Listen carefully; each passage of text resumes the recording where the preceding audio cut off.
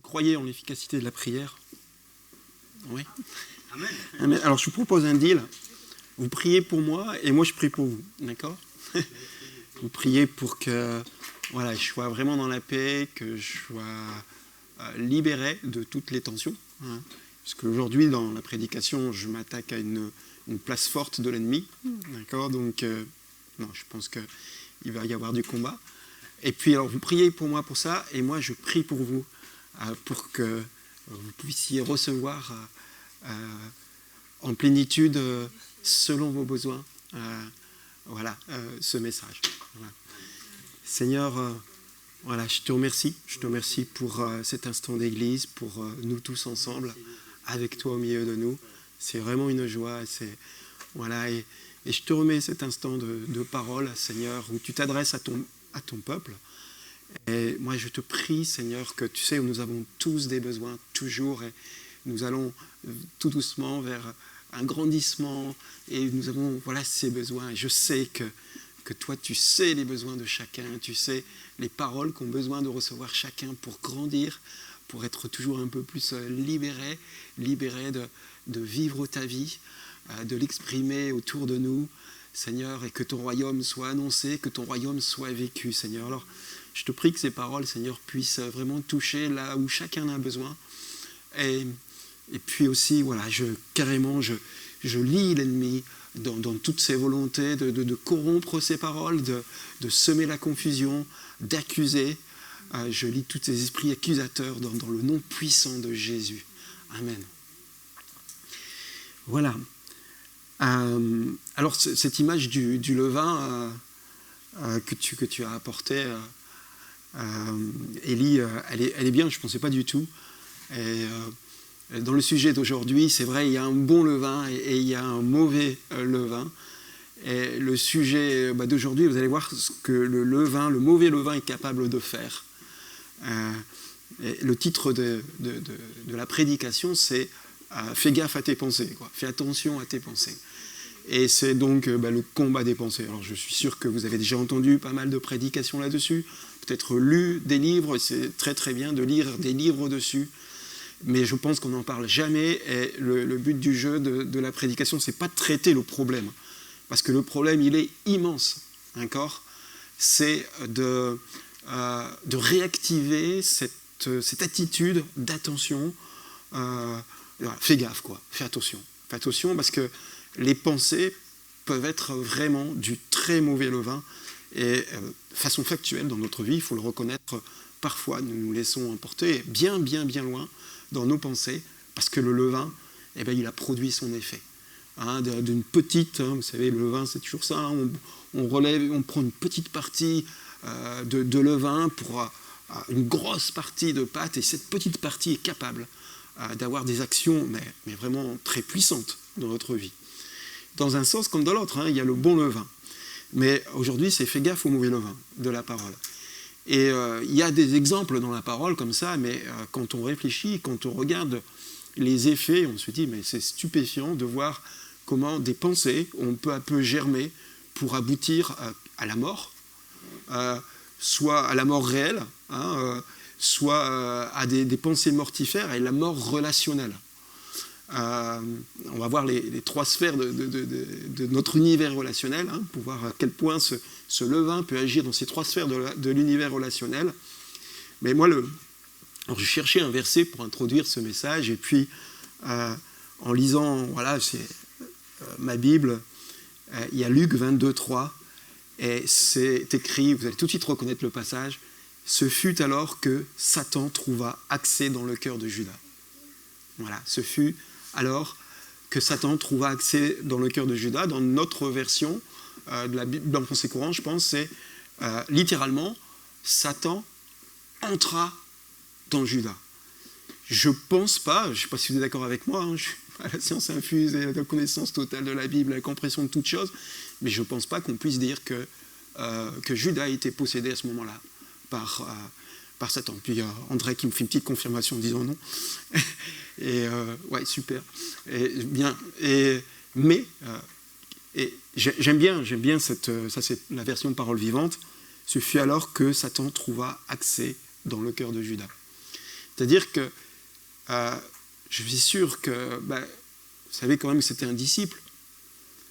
Il a quand même vécu des choses assez extraordinaires. Je ne sais pas si vous avez vu Chosen un petit peu, quoi. On nourrit tous, des fois, l'envie d'avoir été un de ces disciples de Christ en disant c'était quand même plus facile, ils l'ont vu, ils ont vécu les miracles, ils ont connu en direct, relationnel, en vrai vécu, tout l'amour de Jésus, etc. Et on ne peut pas ne pas être impacté. C'est quand même un des 12 disciples choisis par Jésus. Et il a vécu avec ça. Et je pense que ce qui l'a fait tomber, il ne l'a pas toujours eu à l'esprit. Et que c'est petit à petit que le levain a germé dans son esprit. L'ennemi a choisi un point faible de Judas.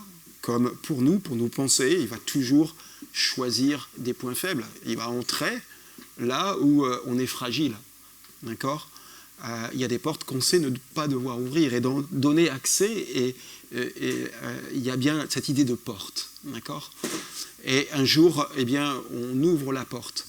Et ce contrôle des pensées que nous devons avoir, c'est justement en connaissance de nos faiblesses, mais même autre chose, de façon assez générale, c'est qu'il y a des portes qu'il faut laisser fermer. Et que ces portes, et que très régulièrement, Satan, par nos pensées, vient frapper à la porte. Et il faut le reconnaître, que des fois, nous les ouvrons. Comme je dirais, Judas, un jour, l'a ouvert, avec des conséquences absolument dramatiques. Nous aussi, nous avons des fois la faiblesse d'ouvrir la porte. Et ce message de ce matin, il ne s'adresse pas à des chrétiens parfaits, mais des chrétiens en progression. Il faut voir dans ce message-là de ce matin que il ne faut pas se laisser accuser comme ça. Là, vous savez que c'est l'ennemi, mais laissez reprendre et motiver. Mon but, c'est de vous exhorter, d'attirer votre attention, de vous encourager, à vous mobiliser à une attention sur vos pensées. Faites gaffe à vos pensées. Dans Jean 13,2, on a cet aspect-là aussi, avec Judas, c'était le repas pascal. Déjà, Satan avait semé dans le cœur de Judas le dessein de le livrer. Moi, je pense que si les premiers jours de discipulat de Judas, où le Seigneur vient le chercher, l'appelle, il se suit, ils sont pris vraiment, je pense qu'il va y avoir des moments d'enthousiasme extraordinaires quand Jésus guérissait les lépreux, quand il faisait ses miracles, la multiplication des pains. Vous imaginez tout ce qu'ils ont vécu. Je pense, mais Judas, il devait être à bloc pour le Seigneur. Et puis, petit à petit, ses pensées ont été perturbées avec toute l'astuce dont on sait être capable l'ennemi. C'est incroyable. Et je crois que si Satan avait vu par avance le déroulé de sa vie et là où il allait arriver, mais il aurait été stupéfait, horrifié. Et Satan, Judas s'est rendu compte un peu de cette porte qu'il avait ouverte à un moment donné. Après, quand il a vu que Jésus était livré, il a dit, mais il est venu, mais il dit, mais ne livrez pas cet homme, il est innocent. Il est innocent, ne livrez pas. Il était trop tard. Et bien des fois, il faut bien reconnaître dans nos vies qu'on a ouvert les portes et des fois il est trop tard. Des paroles sont sorties de notre bouche, des paroles qu'on n'aurait pas voulu dire. D'accord ? Des actes ont été posés, des actes qu'on n'aurait pas voulu être posés. Tout ça parce qu'on n'a pas été suffisamment vigilant. Et l'objet de cette prédication, c'est d'être vigilant, de prendre conscience de la gravité de nos pensées quand le levain commence à prendre forme et à nourrir son action vraiment maléfique en nous, que ces pensées mortifères, distillées par l'ennemi avec beaucoup d'adresse, nous condamnent soit à la mort, peut nous conduire au suicide, comme Judas, mais comme bien des gens de ce monde. Vous savez, vous connaissez le nombre de suicides en France, c'est 8000. C'est un harcèlement des pensées dans l'intérieur des gens, qui conduit à la désespérance, mais elle n'est pas du jour au lendemain. D'accord ? Qui conduit à la stérilité, dans les stérilités spirituelles, et qui conduit à toutes sortes aux dissensions. Je ne veux pas vous faire l'étendue du désastre de la production du levain dans nos pensées. Et donc aujourd'hui, vraiment, je veux vous attirer et réactiver cette attention. Je sais que vous l'avez, je sais que vous le savez. Peut-être certains d'entre vous ont lu des livres sur ça. Et des prédications, vous en avez eu là-dessus. Mais moi, je vais vous dire, mais aujourd'hui, mais voilà, réactivez si vous êtes en train de baisser la garde, réactivez ces pensées. Le niveau relationnel, alors j'essaie de penser, j'ai marqué les pensées, quand elles sont distillées par l'ennemi, comme ça, le mauvais levain, conduisent à une rupture. Le but de Satan, c'est de conduire à une rupture relationnelle. Dans nos 3 sphères relationnelles. On a le relationnel à nous-mêmes, on a une relation à nous, vous le savez, je ne sais pas si vous savez, mais vous parlez, on se parle, d'accord ? On a une relation à nous-mêmes, on a une relation aux autres et on a une relation à Dieu. Bon, je prétends pas être exhaustif, mais moi je présente ça, c'est ce qui m'est venu vraiment à l'esprit. Et on voit que l'action de Satan sur les pensées, l'objectif c'est d'arriver à une rupture relationnelle. Je prends une rupture relationnelle avec nous-mêmes qui peuvent conduire à la dépression, à la colère, au suicide, au comportement autodestructeur, pardon.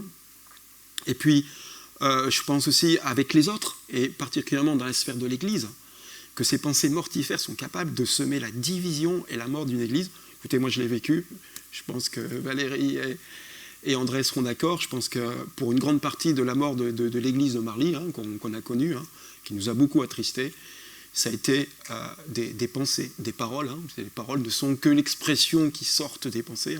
De l'abondance du cœur sortent toutes ces choses-là. Et toutes ces paroles, il y en avait énormément dans l'église de Marly qui étaient mortifères et qui fracassaient l'église. Et puis, dans notre relation à Dieu, toutes ces pensées qui sont distillées, etc., qui n'en viennent déjà à pécher, mais aussi par des tas de processus. Je ne peux pas rentrer dans les détails parce que ça serait beaucoup trop long, mais nous couper notre relation avec Dieu. Donc là, je vais prendre quelques exemples comme ça, pour que ce soit concret et que ce soit parlant, mais ce ne sont que des exemples. Et après, j'apporterai des clés. On s'apercevra que moi, à chaque fois que je développe une problématique, voilà, qui gêne le chrétien, qui gêne la maturité du chrétien, j'apporte toujours des clés. Et je suis désolé, je vous dis à l'avance, les clés, c'est toujours les mêmes. C'est toujours les mêmes. Le Seigneur ne nous a pas laissés démunis contre ça. Il sait très bien que l'ennemi, il est plus fort que nous. Voilà. Il a une puissance spirituelle qui est capable de nous désarçonner, mais le Seigneur est la première des puissances qu'on a, c'est lui-même en nous, bien entendu, parce qu'il est tout puissant, il a vaincu l'ennemi, d'accord ? Et en nous appuyant sur ses préceptes et sur la vie de Christ en nous, il est hors de question que ces pensées, ces choses, des fois, pour lesquelles on retombe toujours, voilà, eh bien, qu'elles soient gagnantes tout le temps. Notre vie chrétienne doit être jalonnée de victoires et toujours plus de victoires. Et si ce n'est pas le cas, il y a un problème. Voilà. Alors, je vais donner quelques exemples de ruptures relationnelles, d'accord, que j'ai notées comme ça avec nous-mêmes. Et certains d'entre vous, vous allez reconnaître ces pensées. Du style, voilà, des choses, je n'y arriverai jamais. Voilà. Et ça, c'est des mensonges. Alors, ça peut être des réalités. Si vous vous mettez en tête de battre le record du saut en hauteur, là, vous pouvez justement vous dire, je n'y arriverai jamais. D'accord ? Mais dans une vie d'esprit, quand le Seigneur vous met sur un chemin et vous met dans le cœur de faire quelque chose, eh bien, se dire qu'on n'y arrivera jamais, ce n'est ni plus ni moins un mensonge. Parce qu'il y a cette parole, je puis tout par celui qui me fortifie. Et quand c'est Christ qui vous assigne un rôle, je peux par exemple prendre l'exemple de parents, où on sait que le Seigneur nous demande d'assumer notre responsabilité parentale et qu'on se trouve confronté à des grosses difficultés de comportement d'un enfant, etc. Le je n'y arriverai jamais, là il y a vraiment une parole à saisir. Hein. Et vous savez que c'est toujours une des composantes du levain des paroles négatives, eh bien, c'est bien le mensonge. Hein.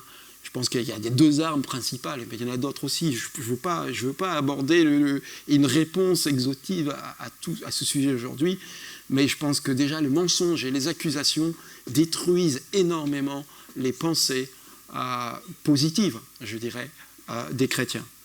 Et voilà, un message comme « je n'y arriverai jamais », et vous savez, quand il y a le jamais et le toujours, déjà vous pouvez être sûr qu'il y a des pensées d'ennemis qui sont en train de distiller. Quand vous dites « je serai toujours vainqueur », je dis « ouf, bah, méfie-toi, méfie-toi gaillard, parce que attends-toi de l'adversité, et bon, peut-être, mais dis pas ça. Dis « oui, par la grâce de Dieu, par la puissance de Dieu, je saisirai, Bon, ok, mais... Notre pensée qui vient sous nous, par exemple, moi, là je parle pour moi évidemment, hein, je prends des exemples, mais ceux qui peuvent parler à beaucoup, mais quand je prépare ce message, je pense à certaines pensées que j'ai eues dans ma vie, ou que j'ai des fois dans ma vie, et que je dis, mais ça, c'est un mensonge, ça. Je veux le briser dans le nom de Jésus. Hein. De toute façon, je suis timide. Voilà. Je suis timide. Par rapport à l'évangélisation, ou le fait de devenir prêcher comme ça, pour moi, c'était pas envisageable pendant un bon moment. Eh bien, non, là aussi, c'est un mensonge. Et puis, on s'aperçoit que pour contrer ça, je peux vous dire une des clés dont je vous reparlerai en conclusion, mais nous avons bien évidemment la parole de Dieu. D'accord ? Eh bien, vous connaissez tous le verset de Timothée, c'est la première épître de Timothée. Ce n'est pas un esprit de timidité que j'ai reçu, un esprit de force, d'amour et de sagesse. Et honnêtement, moi, je peux vous dire que dans mon expérience personnelle, ce verset, il a réellement une puissance. Quand j'aperçois, mais alors il faut prendre conscience qu'on est dans une position de timidité en disant, oula, mais ouf, mais là, t'es en train de faire le timide, là. Et tu saisis, j'ai un esprit de force, d'amour et de sagesse. Et en fait, moi, la force, l'amour, la sagesse, ça m'interpelle, c'est des choses que j'ai vraiment à voir. Et je dis, mais oui, il est là. Et ça brise énormément, c'est une des clés que j'apporterai dans la deuxième partie. Mais on s'aperçoit que par rapport aux mensonges de l'ennemi et aux accusations, nous avons toujours la réponse. Et vous voyez, quand je parle de rupture relationnelle par rapport à soi-même, c'est à la vérité du chrétien que je suis, de l'enfant de Dieu. Je dois avoir une relation avec cet enfant de Dieu, et non pas à cette nature charnelle. On peut choisir la relation qu'on peut avoir, mais moi je parle bien d'une rupture relationnelle à notre réelle identité. Et tous ces messages intérieurs sont des pensées. Voilà. On peut prendre encore l'exemple, de toute façon je suis un grand anxieux. Voilà. Et là, je veux dire que abdiquer devant ces paroles, on peut, il faut reconnaître qu'il y a des tempéraments qui sont plus anxieux que d'autres. Mais se définir comme un anxieux, quelque part, c'est un peu désobéir à la parole.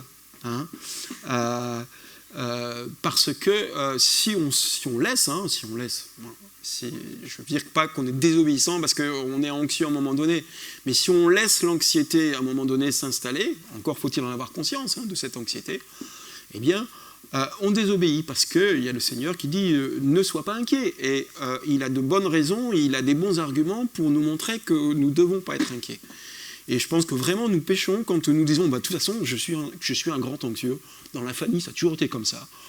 Et puis on m'a refilé le terrain et puis je suis un grand anxieux. Et là je pense qu'on arrive dans le cadre d'un péché où on est en opposition par rapport à la promesse de Dieu, par rapport à la parole, où, ok, d'accord, peut-être que tu as reçu un terrain un peu anxieux, mais tu as le devoir de prendre position et de progresser dans la paix et la confiance. Et je vous assure que c'est l'itinéraire chrétien normal. Et se condamner à toutes ces choses-là et en rester là, et c'est se condamner à la stérilité, à la... Comment dire, on ne bouge pas, on ne bouge pas, là, je cherche le mot, mais on n'arrive pas à progresser, on est statique dans notre vie chrétienne, alors que la vie chrétienne, c'est de remporter des victoires, voilà, pour glorifier le Seigneur et vivre notre vie de témoignage avec tout ce qu'il y a autour de ça. On peut, je dirais, c'est notre vision des choses, mais on peut dire que si on est battu dans nos pensées, on est stérile dans l'évangélisation. Hein. Vous savez, vous pouvez dire ce que vous voulez à des gens. Hein. Si vous ne vivez pas à l'intérieur de vous en disant « Ah oui, Seigneur, c'est mon sauveur, il a changé ma vie », si vous vivez des défaites sur défaites à l'intérieur de vous-même, vous pouvez dire « Bon voilà, on m'a dit de dire ça dans la rue, mais les gens ils vont voir tout de suite que vous êtes un loser. Hein. » D'accord ? Si Jésus est en train de remporter des victoires en vous, vous allez voir, si vous êtes convaincu et vous avez le feu de Dieu en vous, parce que vous avez été libéré de toutes ces pensées mortifères, ça va impacter. Vous n'avez même pas besoin d'ouvrir la bouche, bien souvent. Hein, ça se voit, vous êtes des lumières. Et d'ailleurs, un des versets aussi, voilà, c'est le moment de le dire, hein, c'est dans Luc 11, 35, fais donc bien attention à que ta lumière intérieure ne soit pas obscurcie. Fais donc bien attention à que ta lumière intérieure ne soit pas obscurcie.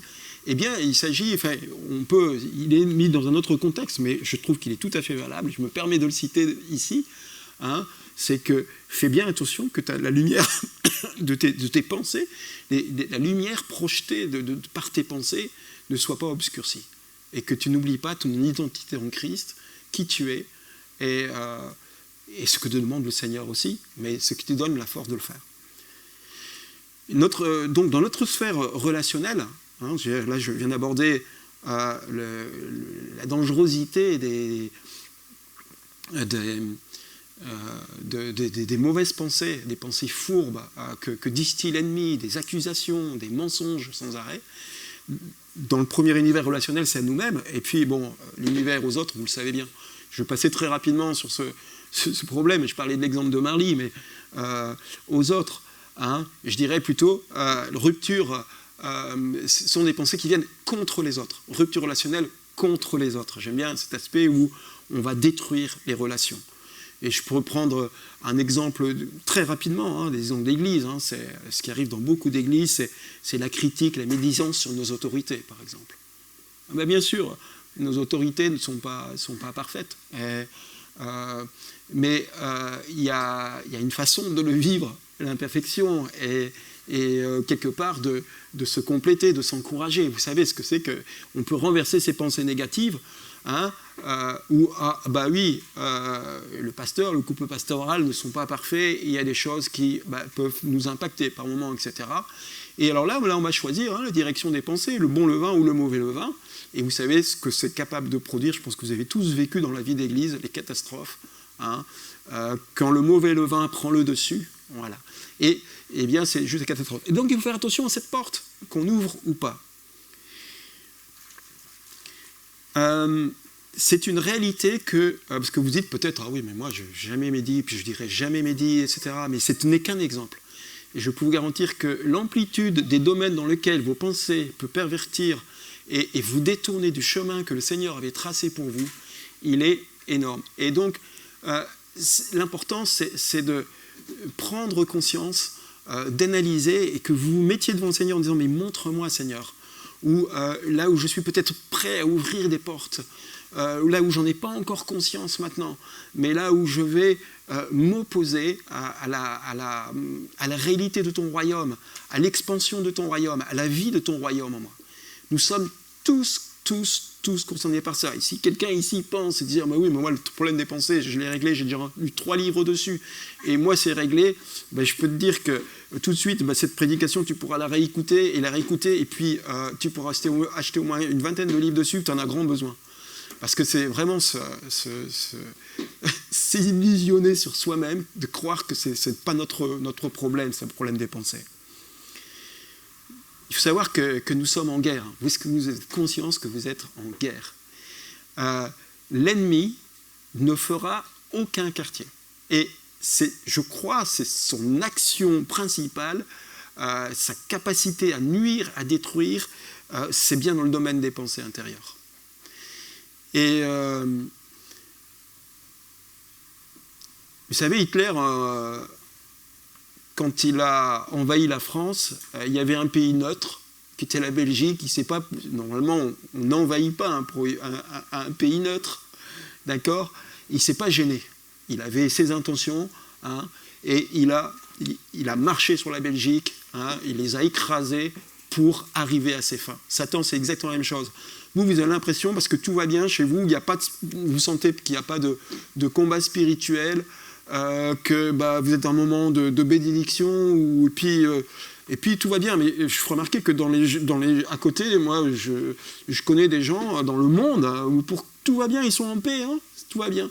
Et le chrétien, à un moment donné, il se trouve dans une période où il y a moins de combats, et il dit mais tout va bien. Alors il se pose, et puis c'est là que je m'estime en terrain neutre, en disant on n'est pas spécialement actif dans la prière, on se relâche, on est moins aux aguets, et puis voilà, on est dans une période de repos, cool quoi.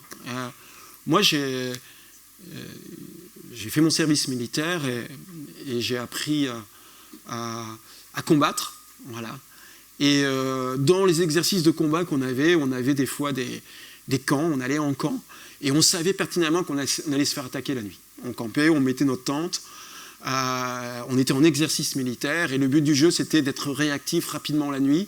Donc il y avait toujours la sentinelle qui surveillait le camp, et puis à un moment donné, vous savez que ça arrivait, c'est « Alerte !» Alors tout le monde se levait, on tirait dans tous les sens, c'était balle à blanc, heureusement, parce que sinon ça aurait été un massacre. Il faisait noir, on ne comprenait rien, ça tirait dans tous les sens. Mais ce que je voulais dire par là, c'est qu'on savait qu'on allait être attaqué. Et donc, qu'est-ce qu'on faisait? On avait notre fusil, on dormait, mais là, il était à côté, quoi. D'accord? Vous comprenez? Et moi, ce que je veux aujourd'hui, c'est que vous ayez le fusil de la conscience pour tirer sur l'ennemi dès qu'il arrive et qu'il s'approche, pour pervertir vos pensées, qu'il soit toujours là. Même si vous êtes dans une période de bénédiction où vous avez tendance à vous relâcher, hein, on peut penser à David, d'accord? On va en venir. Hein. Mais l'ennemi, il est toujours là, prêt à agir. Il ne fera aucun cadeau. Vous êtes peut-être en terrain neutre, où vous vous sentez moins en combat qu'auparavant, d'accord? Et puis, voilà, mais vous allez quand même à l'église, donc je loue le Seigneur, etc. Donc je vis ma vie chrétienne, voilà. Mais là, vous êtes un petit peu en terrain neutre, mais il va venir vous écraser si vous ne prêtez pas attention et si vous oubliez que vous êtes en guerre. On est en guerre. Et vous savez, en guerre, eh bien, il y a des techniques de propagande sur les pensées. Vous connaissez ça? J'ai entendu ça cette semaine à la radio. Les Russes, ce qu'ils font, ils le font systématiquement, ils soufflent le chaud et les froids sur des trêves. Ils disent oui, on va faire une trêve, on va ouvrir un couloir humanitaire, et puis on va relâcher un petit peu, on va essayer de négocier la paix. Et puis c'est faux. À ce moment-là, ils attaquent. Ou inversement, ils disent on va mettre le paquet, ils font peur, etc. Et puis, hop, ils relâchent un petit peu. Ils déstabilisent l'ennemi par des tas de stratégies visant au niveau à mentaliser les gens, une instabilité, une insécurité chez l'adversaire. Ils cherchent et ça a un effet, hein, ce sont des techniques de propagande, hein, et même, je dirais que les Ukrainiens aussi, des techniques de propagande, hein, dès qu'ils ont abattu 2 bateaux, automatiquement, ils le crient bien fort pour motiver les troupes, etc. D'accord? Ce que je veux dire, c'est que Satan, lui, il sera toujours en guerre contre le peuple de Dieu. D'accord? Donc sachez que si à un moment donné, vous vous sentez moins attaqué par lui, sachez qu'il est en train de fourbir ses armes. Il est en train de réfléchir déjà comment vous déstabiliser et entrer par la porte de vos fragilités. Comprenez bien ça. C'est super important. David est tombé. Pourquoi? Quand vous prenez David, là aussi, on peut faire ce que je vous ai dit sur Judas. Vous imaginez Judas, si on lui avait dit les premiers jours de son discipulat avec Christ, qu'un jour il le réunirait, qu'il se suiciderait, il dirait mais qu'est-ce qui s'est passé? Et si David, au moment où il a péché avec Bathsheba, mais il avait déjà un vécu exceptionnel de relation à Dieu. Hein, si vous lisez tout son vécu avant, mais c'était pas n'importe qui. Il était vraiment, enfant de Dieu, même si on le dit ça pour le Nouveau Testament, mais il était vraiment, le cœur de Dieu. Mais si on lui avait dit, mais un jour, voilà ce que tu vas faire, tu vas tromper un de tes meilleurs militaires, tu vas le tuer, tu vas faire... Mais non, mais c'est pas possible, d'accord? Et tout doucement, David, le problème c'est que toute son armée était au combat, lui il était au repos. Alors peut-être la Bible ne dit pas pourquoi il était au repos, etc. Mais il n'était pas attentif, il n'était pas voilà, j'ai entendu beaucoup de prédications disant que mais David, normalement, c'est vrai que, vu son statut de roi à l'époque, les rois à l'époque, ils étaient au combat. Voilà. Hein, c'est qu'aujourd'hui, le président de la République, qui est chef des armées, hein, il n'est pas au combat. Bon, voilà, c'est notre façon de fonctionner, mais à cette époque-là, il devait être au combat. Et voilà, il était... je dirais qu'il y a deux problèmes. D'abord, il n'était pas au combat, c'est comme s'il a oublié qu'il était en guerre. Et la deuxième chose, c'est que dans son repos qui s'accordait, il manquait de vigilance. Hein. Il n'y avait pas son arme de la vigilance à côté sur les pensées, qui s'attend qu'il tout doucement lui disant mais tu es le roi, après tout, pourquoi tu ne pourrais pas inviter cette femme, et puis, etc. Hein. Il y a tout ce qui s'est donné l'autorisation de le faire, quelque chose qui ne pouvait pas être de ses pensées normales. Vous comprenez? Quand on voit comment David a chuté, on peut dire mais n'importe lequel d'entre nous n'est capable de chuter. Donc, eh bien, c'est une des réalités, c'est n'oubliez jamais que vous êtes en guerre. Vous avez peut-être par moments la paix dans vos pensées, mais n'oubliez jamais que vous êtes en guerre. Et que déjà, l'ennemi, il est déjà en train de réfléchir comment vous faire chuter. Il fera tout pour vous écraser, pour vous détruire, pour détruire le peuple de Dieu.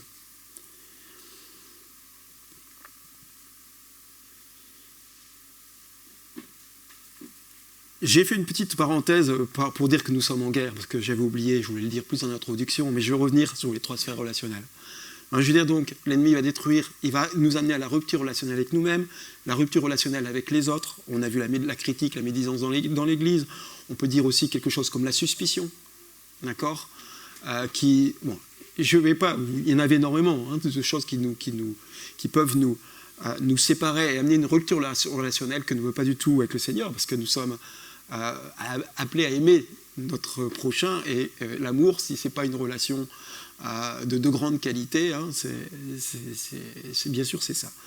Et puis il y a notre rupture relationnelle avec le Seigneur. Alors là aussi, hein, je vais passer rapidement pour aborder un petit peu après les clés contre tout ça, parce que je pense que vous êtes convaincus que je n'ai pas besoin d'en rajouter trop, mais toute pensée, par exemple, toute pensée religieuse. Hein, justement, Élie en parlait tout à l'heure dans la Sainte Seine, hein, qui font croire que ce sont par nos actes que nous allons être bons aux yeux de Dieu. Hein. Je lisais cette semaine que le péché, on a tendance à voir que le péché, c'est toutes les mauvaises choses qu'on fait, hein, d'accord? Et les gens ont tendance à voir le péché comme toutes les mauvaises choses qu'on fait, hein, on les connaît, mais c'est aussi toutes les bonnes choses qu'on fait pour remplacer Dieu. Voilà. Et ça, qu'est-ce que c'est? C'est ni plus ni moins une rupture relationnelle, parce que vous savez très bien que le Seigneur, il agrée une relation de dépendance à Dieu. Et on comprend pourquoi d'ailleurs, hein, dans la vie chrétienne. Et avoir une bonne relation avec Dieu, c'est aussi être conscient qu'on a besoin de lui, et qu'on a besoin de le rencontrer, et de l'écouter, et de vivre une réelle communion avec lui. Donc, toute pensée religieuse conduit à une rupture relationnelle. Voilà le genre de pensée. Alors, vous savez, je pense que vous êtes aux aguets là-dessus aussi. Hein. La religiosité est une véritable gangrène de l'Église. La religiosité, elle vient par quoi? Elle vient par les pensées, bien évidemment. Et puis, on dirait aussi, où Satan va s'attaquer à vos pensées, bien sûr, c'est tout ce qui va nuire à la confiance que vous avez dans le Seigneur. Tout ce il va essayer de rompre cette confiance. Voilà, je vais juste arrêter ce volet-là, parce que, comme je vous l'ai dit, hein, l'objectif de cette prédication n'est pas d'aborder chacun des aspects, mais c'est immense, hein, c'est immense, mais plutôt à vous mettre en alerte, et aussi en réflexion, en disant, mais voilà, je reconnais que dans ces aspects-là, mes pensées ne sont pas bonnes. Qu'est-ce que je peux faire? Qu'est-ce que je peux faire pour lutter contre ces pensées? Alors, c'est là qu'on va aborder de façon assez globale aussi toutes les solutions que le Seigneur ne nous laisse pas démunis, d'accord? Et j'ai mis certaines choses, c'est pas non plus exhaustif, et j'ai rajouté, voilà, au dernier moment, c'est la détermination. Je pense que il faut être motivé, déterminé pour lutter. Il y a dans la Bible, hein, ça revient, hein, faites tous vos efforts. Et puis, vous savez, dans les équipes de sport ou même dans des lobbies, on ne lâche rien. Voilà. On a une idée et on veut que cette idée aboutisse, et on veut qu'une action aboutisse, et ne lâchez rien. Ne lâchons rien. Soyons déterminés contre ce combat qui est, on l'a vu à quoi ça peut mener, hein, on a des exemples bibliques, qui est tout à fait mortifère et qui annihile, qui casse toutes les bénédictions spirituelles qui sont pourtant à notre disposition. C'est une puissance de feu de l'ennemi, mais incommensurable. Et il faut vraiment être aux aguets, je vais dire, mais je ne veux pas que ces pensées viennent. Et alors ça, c'est un état d'esprit. Après, j'ai des outils. Et il y a la parole, bien évidemment. Je l'ai donné ici, en contrant, je n'y arriverai jamais. Mais non, si, Seigneur, tu me dis dans ta parole. Hein, tu nous dis dans ta parole que je puis tout par celui qui peut mortifier. Tu me dis dans ta parole aussi que la vérité, c'est que j'ai reçu en tant qu'enfant de Dieu un esprit de force, d'amour et de sagesse, et qu'il est là, et que je n'ai qu'à la saisir pour agir. D'accord ? Et on voit que, on ne peut pas tout développer, c'est trop long, mais à chaque pensée pernicieuse de l'ennemi, il y a une réponse par la parole, systématiquement. Le Seigneur, il nous connaît bien, il nous a laissé la Bible, il nous a laissé toutes ces exhortations pour lutter contre toutes ces pensées qui viennent sans arrêt, lutter pour nous casser, en fait, tout simplement. Et j'aime bien ce petit passage que j'ai lu cette semaine de 1 Thessaloniciens 2,13, c'est « Vous avez accepté avec foi la parole divine, c'est pourquoi elle agit et déploie en vous toute sa puissance efficace. » C'est fort, hein, la parole de Dieu est vraiment extrêmement efficace. Alors c'est vrai, on en vient toujours, moi, presque à chaque prédication, en disant « Mais lisez la parole de Dieu !» Mais oui, mais si on lit la parole de Dieu comme une chose, parce que c'est une bonne discipline chrétienne et que je veux montrer que je suis un bon chrétien, mais si on vous dit de lire la parole de Dieu, c'est qu'elle a une puissance, elle est efficace et que c'est une arme dont on a absolument besoin. Oui, le Seigneur nous a laissé la Bible. Vous connaissez l'histoire de la Bible. C'est quand même un livre qui a été miraculeusement sauvé. Il est intact. Enfin, je veux dire, les spécialistes, ils considèrent que, je ne sais plus, c'est 1% des textes initiaux qui ont été modifiés, mais que sur des petits... Parce que, évidemment, elle a été transmise, recopiée, etc. Mais c'est que sur des petits détails insignifiants. Il n'y a pas de livre aussi vieux, aussi fiable. D'accord ? Et c'est pas un hasard. C'est que le Seigneur nous l'a laissé. Et la parole, si on néglige la parole, on néglige les armes, pour lutter contre les paroles, les pensées qui sont plus fortes que nous, faut le reconnaître. Eh bien, on a une arme, c'est vraiment la parole, et opposée aux mensonges et aux critiques du diable, la parole, la vérité. Vous voyez, dans les propagandes, je parlais des propagandes militaires, c'est souvent des mensonges et des manipulations. Contre les mensonges et manipulations du diable, nous avons les paroles de vérité, qui rétablissent la vérité. Alors, qui dit lecture de la parole, dit aussi marche par l'esprit, bien sûr. Parce que vous savez que Satan lui-même a utilisé la parole pour faire tomber Jésus, pour tenter de faire tomber par les pensées Jésus. Et donc, lire sa parole dans l'esprit, dans la communion. Voilà, moi, je dis toujours, remplacer lire la parole par écouter la parole. Quand vous ouvrez la Bible, c'est pour l'écouter, c'est pas pour la lire comme ça, de façon intellectuelle. Hein. Vous savez, la Bible, on en fait ce qu'on veut. Hein. Il y a des intellectuels qui lisent la Bible. Mais leur but, c'est de comprendre, et c'est de voir, de démonter les argumentations des chrétiens, etc. Hein, mais nous, on lit la Bible, il faut se placer, mais Seigneur, parle-moi. Viens par ton esprit. J'ai reçu ton esprit, parle-moi. Aujourd'hui, vous pouvez faire des plans de lecture, ce que vous voulez, mais peu importe. Si vous n'avez, pour des X raisons, que peu de temps, une journée donnée pour lire la parole, un verset peut suffire. Parle-moi, Seigneur, par cette Bible. Voilà, par ta parole, fais-la vivre en moi. Et on connaît la puissance pour s'opposer aux mensonges de l'ennemi de la parole. Jean Bernard, il a dit l'autre jour, ne pas lire la parole, c'est... Ah non, il parlait de la prière, mais c'est pareil, je veux le dire. Il parlait de la prière, ne pas prier, c'est un suicide spirituel. Et je pense réellement que ne pas lire, de s'imprégner de la parole, c'est un suicide spirituel. On néglige une des armes majeures contre les pensées de l'ennemi. Et puis, bah voilà, je viens de le dire aussi, prier, bien entendu. Hein, vous connaissez la puissance de la prière. Quand vous êtes... vous savez, il y a des pensées, vous le savez, hein, qui vous harcèlent peut-être depuis des années, des combats spirituels qui sont en route, hein, franchement. Et vous connaissez la parole, mais ça ne suffit pas. Hein. Et moi, je crois réellement dans la puissance de la prière et aussi de la communion avec le Seigneur. Hein. Tout ça, ça a une influence mais énorme dans le combat des pensées. Et on ne va pas parler de toutes les prières, mais voilà.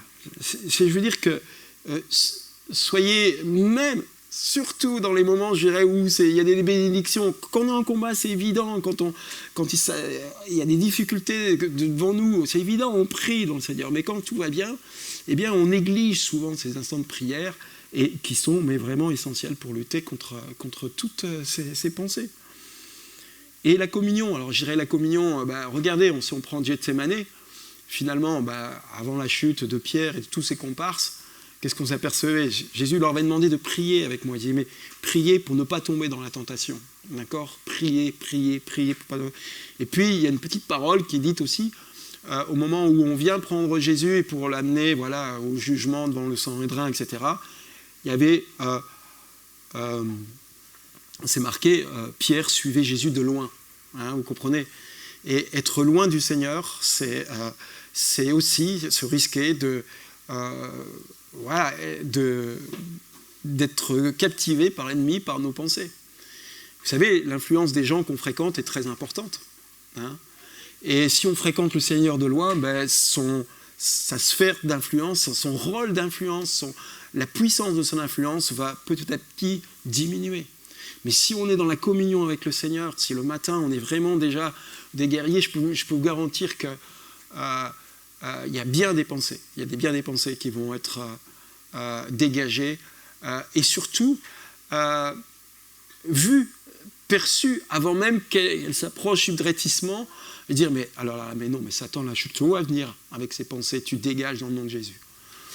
Mais pour ça, il faut être imprégné de la présence des paroles du Seigneur et être rempli de l'Esprit. Je veux dire que plus on est rempli de l'Esprit, moins ces pensées qui s'opposent à l'Esprit ne peuvent avoir de place. Voilà, et plus on est rempli de discernement et d'attention en même temps. Et puis, je parle de la communion, et je parle aussi de la communion, c'est avec les pères, avec les frères et sœurs de l'Église. Vous savez, beaucoup de pasteurs sont en train de pleurer du fait que du fait de l'épidémie qu'il y a eu, beaucoup de personnes se contentent maintenant de vivre leur vie de foi à leur maison, de vivre des cultes via Internet, etc. Et là, je crois que le Satan, il est en train de préparer des coups chez beaucoup de personnes qui se disent mais oui, mais nous on continue de vivre une vie de foi et on écoute des prédications, mais ils négligent la relation. Parce que quelque chose d'extrêmement puissant pour abattre, pour réduire à néant ces pensées perfides qui nous sont infligées, c'est la personne qui est en face de vous, la personne bienveillante qui est en face de vous.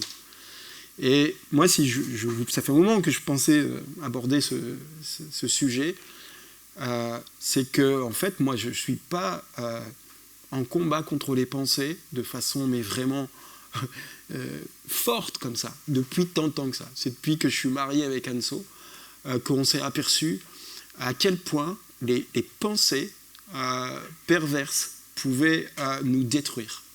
Et quand on s'écoute l'un l'autre, des fois, on dit « mais t'as entendu ce que t'as dit ? Mais là, tu te condamnes, quoi. » Moi, quand je suis sorti de mon adolescence, je disais qu'une chose, je l'ai lu après. Je disais, mais je suis qu'une merde. Voilà, j'étais un adolescent qui est sorti de l'adolescence, je suis une merde. Mais le problème, le plus grave problème, c'est que j'en avais même pas conscience que je disais ça. Et qu'en disant ça, on peut ne se comporter que comme une merde. Et qu'on est des losers, mais programmés. On se programme, on le dit, on reste comme on est. Vous comprenez ça? Et quand on parle comme ça, et si on est dans l'écoute de l'autre, on s'aperçoit qu'ils sont dans des schémas de pensée qui ne sont pas bons. Et ça, on a besoin de l'autre. Voyez? Alors pour ça, il y a vraiment un endroit extraordinaire, c'est le couple. Voilà, c'est une chance. Mais faites très attention dans vos relations, pour que vous ayez des relations de communication dans le couple qui puissent vous laisser parler, quoi. C'est tellement important de prendre attention à ce que votre couple fonctionne bien et que vous puissiez vous parler librement et passer du temps ensemble et parler et vous écouter.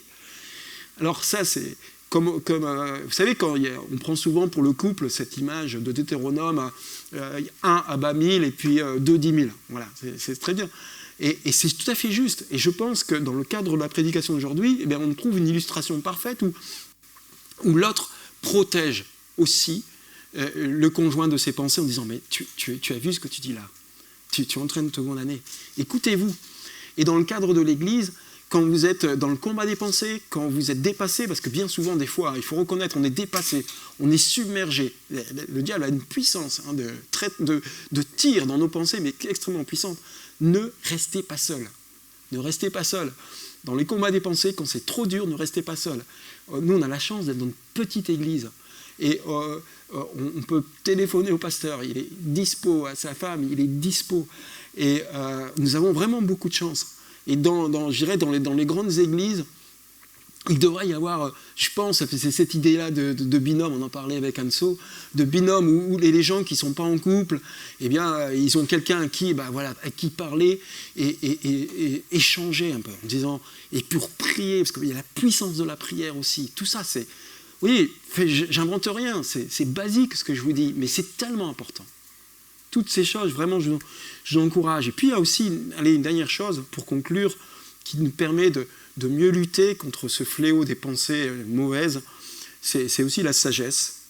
Par exemple, c'est Jacques, c'est dans l'épître de Jacques, il dit si vous manquez de sagesse, demandez-la. Demandez-la aussi pour ça. Je prends des exemples concrets, mais on a besoin de sagesse pour ça aussi. Par exemple, si vous avez tendance à être quelqu'un d'anxieux, même si vous êtes en progrès, et si vous rejetez cette idée, je vais être de moins en moins anxieux, j'en suis sûr, de victoire en victoire avec le Seigneur, évitez de passer votre temps avec les médias en ce moment, quoi. D'accord ? Il y en a qui passent en boucle BFM TV, etc., avec des nouvelles mais sur l'économie, c'est extrêmement anxiogène. Mais si vous êtes fragile, et vous n'avez personne pour en parler, pour dédramatiser, mais évitez de passer ça, c'est juste de la sagesse. D'accord ? Ou encore, évitez, il y a des personnes toxiques, vous êtes aperçu ça, il y a des personnes toxiques, ils sont toujours négatives. Ou alors, ils vous emmènent vers des sphères de pensée ou des libertés, entre guillemets, qui ne sont pas celles des enfants de Dieu. Et ça, c'est de la sagesse aussi. Vous savez à quel point on est impacté par les gens qu'on fréquente, etc. C'est pour ça qu'il vaut mieux fréquenter Jésus que des personnes toxiques. Voilà un petit peu Voilà, moi je voulais juste ce matin, par cette prédication, vous mettre en alerte et vous montrer que les conseils, les disciplines chrétiennes qu'on met, en fait, elles sont très efficaces pour nous rendre victorieux contre ces pensées qui ne vous faites aucune illusion. Satan, il est déjà en train de préparer des nouveaux combats si vous en avez plus, puis sinon, vous savez, moi je sais qu'on en a, avec Anso, dans le couple on en a, et nous, on est en combat. Ce que je peux dire aussi, c'est que depuis que j'ai pris conscience du combat des pensées, que je lui dis, mais on va vraiment lutter contre ça, le combat, mais il fait rage, quoi. Et c'est pas un hasard. Vous savez pourquoi ? Parce que c'est une place forte de l'ennemi. Et dans un combat, quand il y a deux armées, et qu'une des armées s'attaque à la place forte de l'autre armée va tout faire pour défendre, parce que bien sûr, ils savent que si ce bastion est pris, ça va être la catastrophe. Et si on s'attaque vraiment de façon frontale, consciente, au problème des pensées intérieures, je vous prie de croire que si vous n'êtes pas comme ça, vous allez sentir un vent d'opposition, mais extrêmement puissant. Vous allez rentrer dans les combats, et là, vous prendrez conscience qu'il n'existe pas de terrain neutre, et que vous êtes toujours dans le combat des pensées. Pour vous-même, mais aussi pour les gens qui vous entourent, pour l'Église. Nous sommes appelés à nous exhorter, à nous encourager, à prier les uns pour les autres. Et s'il y a bien un domaine pour lequel on doit prier les uns pour les autres, c'est vraiment le combat des pensées aussi. Qu'il ne soit pas, c'est pas détruit, mais au moins rendu stérile, amené dans une période de souffrance, de rupture relationnelle à soi-même, aux autres et au Seigneur. Vous voyez l'importance de tout ça. Voilà, c'est ce que je voulais vous partager avec vous ce matin. Voilà, on va prier, puis...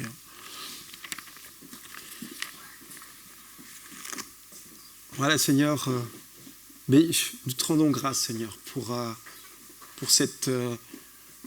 la parole que tu nous donnes, Seigneur, et cette conscience que tu nous donnes. Et je te demande vraiment de l'activer parmi nous tous, que nous sommes en guerre, et qu'il ne faut rien lâcher, et que nous devons être en permanence vigilants, que l'ennemi fera tout pour détruire notre vie, et que pour ça, il a un levier extraordinaire, ce sont les pensées.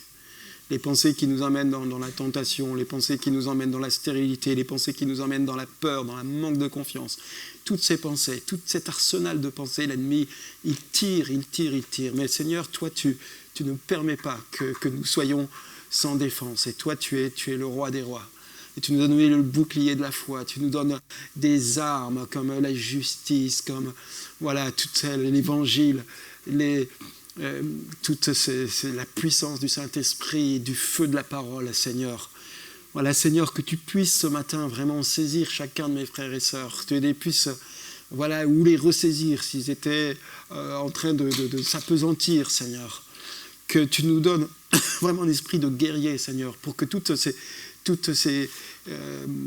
pensées qui veulent frapper à la porte, elles dégagent dans le nom de Jésus, mais voilà, que nous puissions les voir.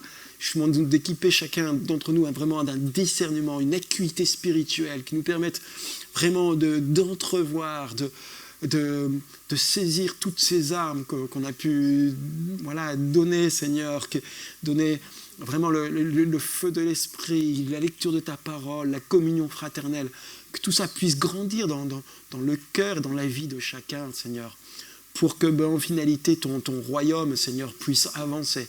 Que ton royaume puisse être proclamé, que ton royaume puisse être vécu, et que tout ça pour ta gloire, Seigneur. Dans le nom de Jésus, amen.